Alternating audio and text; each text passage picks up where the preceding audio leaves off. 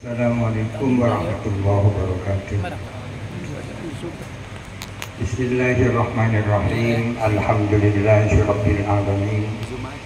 Wassalatu wassalamu ala asyrafil anbiya'i wal mursalin sayyidina Muhammadin sallallahu alaihi wasallam wa ala alihi wa sahbihi ajma'in, amma ba'du.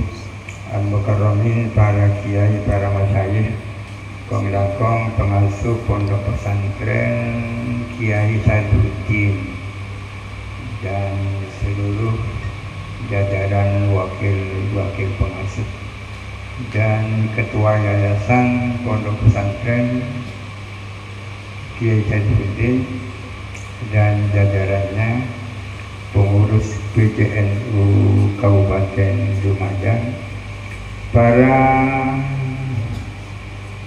para perumus dan musyahid Basul Masail kali ini, para peserta Basul Masail yang saya hormati. Ada pertanyaan kenapa kita berbasul Masail? Tadi sudah dijawab. Yang pertama dalam rangka mempererat silaturahim atau ukhuwah Islamiyah, ukhuwah Mahadiyah dan sebagainya. Sekarang dunia semakin materialistik, diwarnai dengan kebohongan, kepalsuan dan sebagainya. Oleh karena itu perlu diwarnai dengan forum-forum yang seperti ini. Yang kedua, mungkin karena ada masalah-masalah diniyah yang mendesak untuk dibahas. Masalah diniyah, persoalan-persoalan keagamaan yang mendesak untuk segera dicarikan jawabannya. Bicara tentang diniyah sudah barang tentu meliputi hal-hal yang bersifat i'tiqadiyah, kemudian amaliyah dan khuluqiyah. Karena ajaran Islam secara garis besar itu ada tiga. Pertama ajaran akidah, yang kedua ajaran akhlak tasawuf, yang ketiga adalah ajaran syariah dalam pengertian sempit. Karena syariah itu dalam pengertian luas identik dengan ad-din. Kalau dikatakan syariat Islam maksudnya dinul Islam, ya kan? Tapi ada syariat dalam pengertian sempit. Pengertian sempit yakni ahkam amaliyah, aturan-aturan praktis yang mengatur perilaku dan tingkah laku manusia dalam hubungannya dengan Allah Subhanahu wa Ta'ala maupun dalam hubungan antar sesama. Yang kemudian dari syariah itu lahir apa yang namanya fikih. Akan tetapi bahasul masail yang terjadi di kalangan NU maupun pesantren-pesantren lebih banyak menyangkut persoalan fikih, ya. Jarang sekali membahas tentang akidah dan akhlak tasawuf. Akan tetapi bahasul masail yang kita adakan selama ini tidak selalu karena ada persoalan yang mendesak, akan tetapi dimaksudkan untuk melatih berbahasul masail, bukan karena ada masalah-masalah fikih yang mendesak untuk dijawab. Buktinya seringkali orang mengadakan bahasul masail, soal-soalnya mesti tanya, ya kan? Itu berarti bukan karena ada persoalan yang mendesak. Masalah-masalah yang dibahas ada kalanya waqi'ah, ada kalanya mutawaqqa'ah, ya. Masalah waqi'ah artinya masalah yang benar-benar terjadi. Masalah mutawaqqa'ah artinya masalah-masalah yang punya potensi untuk terjadi. Hal-hal yang belum terjadi seringkali dibahas juga.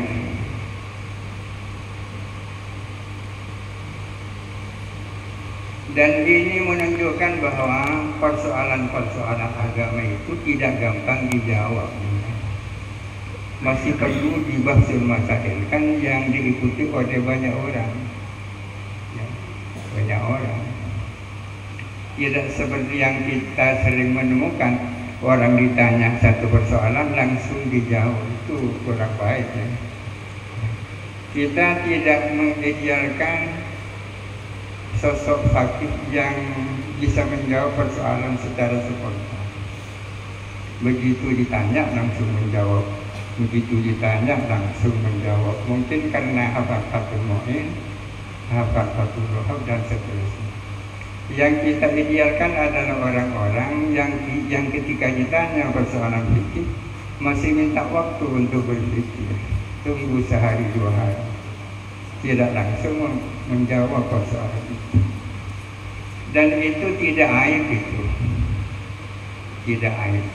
Orang yang ditanya persoalan masih menunggu sehari dua hari itu tidak aib, karena hal itu terjadi pada ulama yang sangat besar, misalnya Imam Malik ya.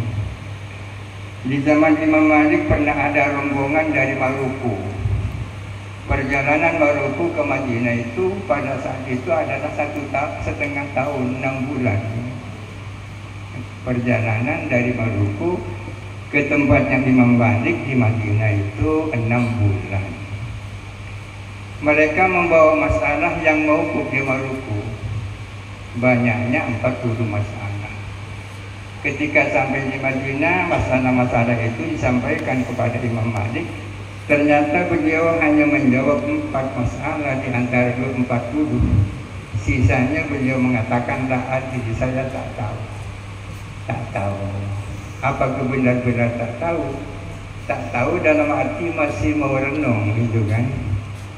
Artinya mengatakan dia tak tahu, tapi sangat potensial untuk tahu. Tidak tahu sekarang, akan tahu besok karena masih minta waktu. Itu yang kita idealkan ya.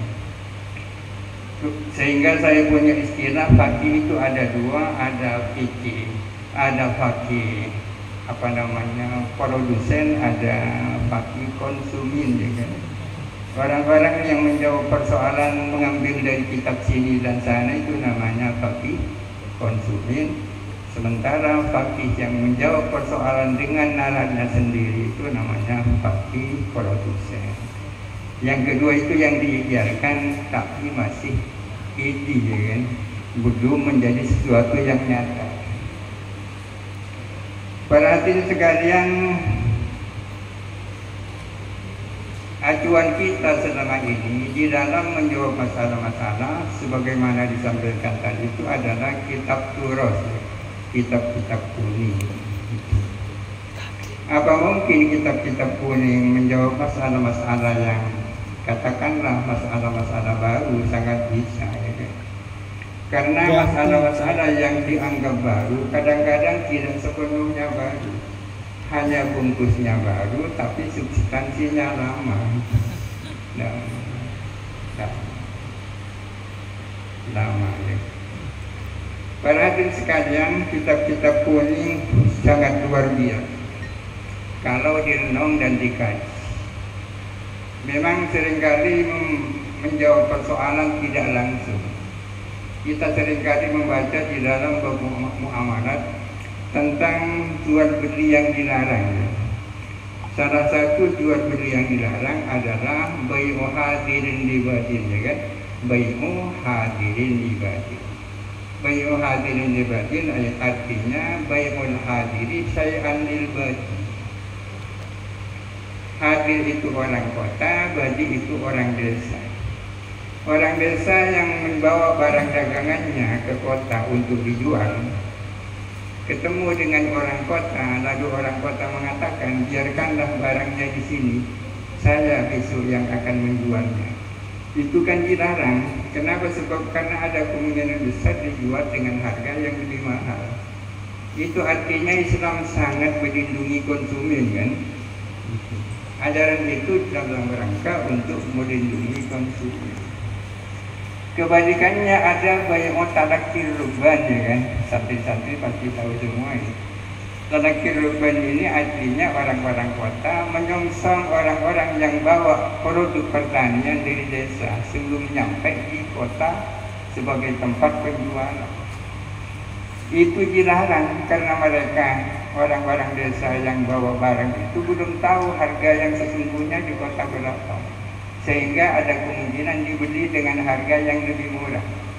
Itu dalam rangka untuk melindungi kepentingan produsennya luar biasa kan. Ini artinya ekonomi Islam seperti itu, ya kan? Ekonomi Islam itu bukan hanya menyangkut riba, bukan hanya, akan tetapi menyangkut pula kepentingan konsumen dan produsen. Para hadirin sekalian, persoalan-persoalan baru harus dikaitkan dengan persoalan-persoalan lama. Sekali lagi bahwa apa yang ada di dalam nas-nas kitab tidak sepenuhnya itu religius, tidak sepenuhnya langsung bisa digunakan untuk menyelesaikan masalah-masalah baru, akan tetapi perlu dikaji dan direnungkan. Oleh karena itu kita punya istilah ada fiqhun nasi, ada fiqhul waqi, ya. Ada fiqhun nasi, ada fiqhul waqi. Fikir teks dan fikir realitas. Apa yang dimaksud dengan nas itu? Nas itu memiliki tiga pengertian. Pengertian yang pertama, nas berarti nas Al-Quran dan nas As-Sunnah. Kadang-kadang ibaratnya para ulama di dalam kitab-kitab disebut nas juga. Kadang-kadang nas itu merupakan kebalikan daripada zahir.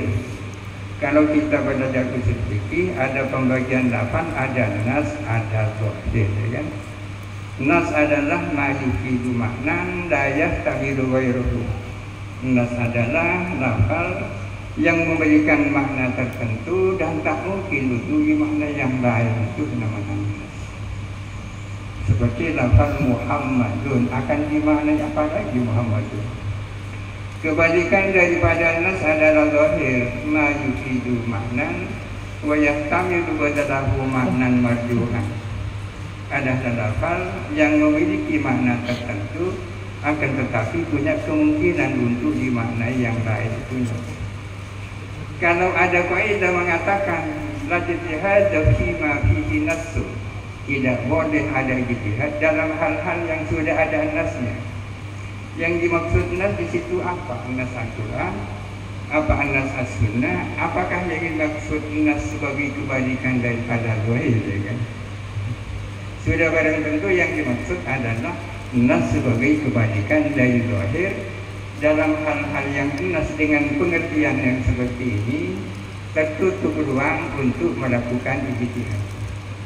Tapi yang ditutup adalah ijtihad dalam level tahrijul manat, bukan ijtihad dalam level tahqiqul manat, ya.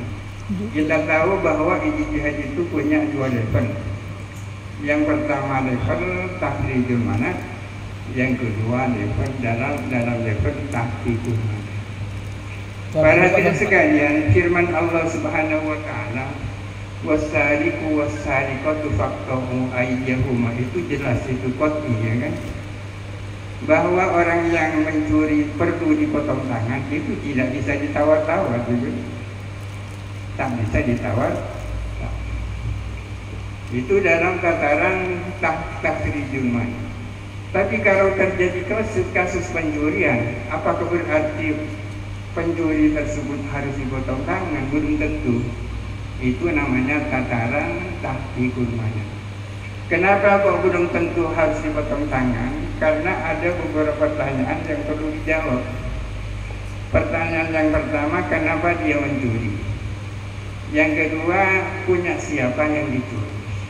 Yang ketiga, kenapa dia mencuri? Yang keempat, dalam kondisi apa?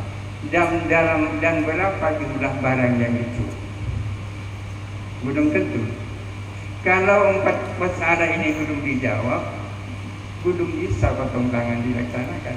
Kenapa? Sebab karena masih ada subhat namanya. Sementara hadis mengatakan al-hudud tudra'u bis-syubhat. Hukuman had itu tak boleh dilaksanakan sepanjang masih ada subhat. Para hadirin sekalian, az-zaniyatu waz-zani, ini adalah nas yang benar-benar qat'i. Oleh karena itu tak perlu ada ijtihad.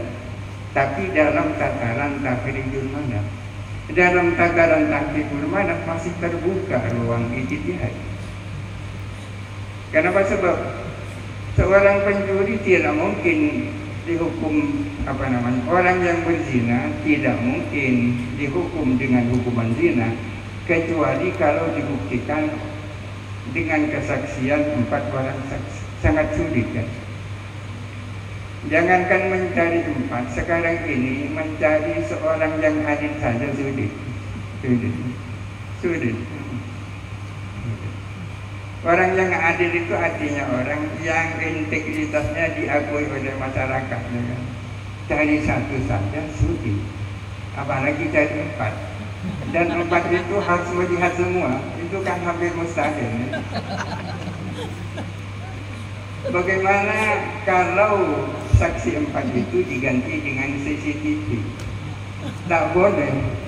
Kenapa tidak boleh? Karena sisi Islam itu tidak untuk mengungkapkan aibnya orang, akan tapi justru akan menutupi aibnya orang, ya kan?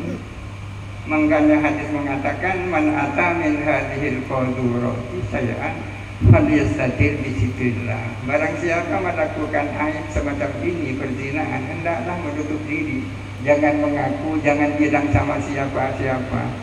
Cukup taubat langsung kepada Allah Subhanahu wa taala. Itu para hadirin sekalian.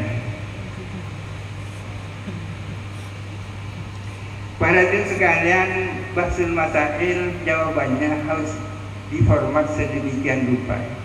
Menjawab bahsul masail jangan seperti menjawab persoalan soal-soal di dalam ujian, ya kan? Jangan seperti itu. Apa hukumnya? Haram, ya? Jangan seperti itu. Akan tetapi dengan jawaban yang komprehensif, ya kan? Mungkin bisa meniru kalau yang lulus S1 kan pernah buat skripsi, ya? Itu ada landasan teori, ada pembahasan, kemudian ada kesimpulan baik itu kalau gitu. Bukan langsung menjawab seperti jawab ujian, ya, itu kurang baik. Para hadirin sekalian, pernah ada pertanyaan bagaimana hukumnya minta sumbangan di jalan. Guru bagaimana cara menjawab? Yang perlu dikaji adalah tentang jalan. Yang kedua yang perlu dikaji adalah tentang pembangunan masjid yang minta sumbangan di jalan itu. Berbicara tentang jalan, yang tahu tentang jalan itu polisi, ya kan? Yang tahu tentang jalan itu polisi. Kalau dalam tataran takrirul manaf kita tahu bahwa mengganggu jalan itu hukumnya haram, kan? Mengganggu. Pertanyaannya, apakah permintaan sumbangan di jalan itu mengganggu apa tidak? Yang tahu kan polisi itu. Misalnya polisi membagi jalan itu ada 3, ada jalan nasional, ada jalan provinsi, ada jalan kabupaten, ada jalan desa. Kalau jalan nasional lebarnya minimal berapa? Ternyata jalan yang di Pantura itu masih belum lebar karena itu nasional. Kalau masih dibelah menjadi 2 kan, menurut mazhabnya polisi itu sudah mengganggu.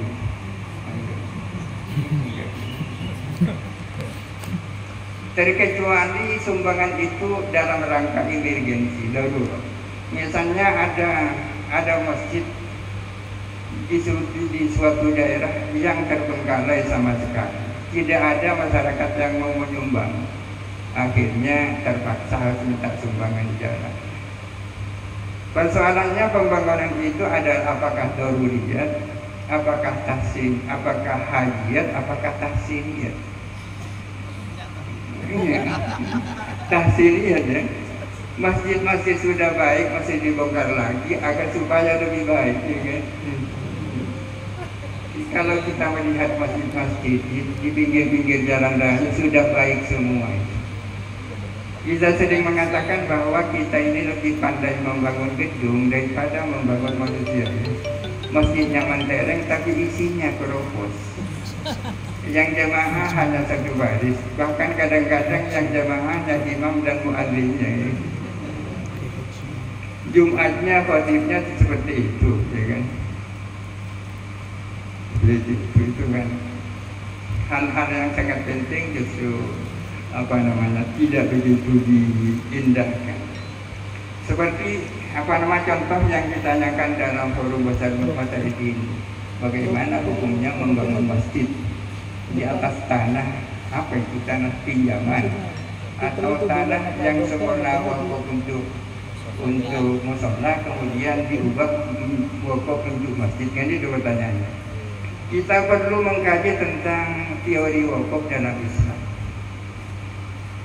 Berbicara tentang membahas tentang apa itu masjid. Mata yakulun makan masjid, dan kapan tempat itu bisa jadi masjid. Itu. Jadi jawabnya komprehensif. Mungkin perlu meniru apa yang ditulis oleh Al-Qardawi di dalam Fatwa Mu'asir. Meskipun itu terlalu panjang, ambil seperempat dari itu mungkin jawabannya. Tapi kadang-kadang orang tak suka menyebut Al-Qardawi, ya kan? Ya. Karena fikihnya sebenarnya sangat wasatiyah. Yang tak wasatiyah itu politiknya, siasat ikhwani yang mungkin. Para hadirin sekalian, mudah-mudahan ini bermanfaat. Saya minta maaf kalau tidak selalu ikut acara ini.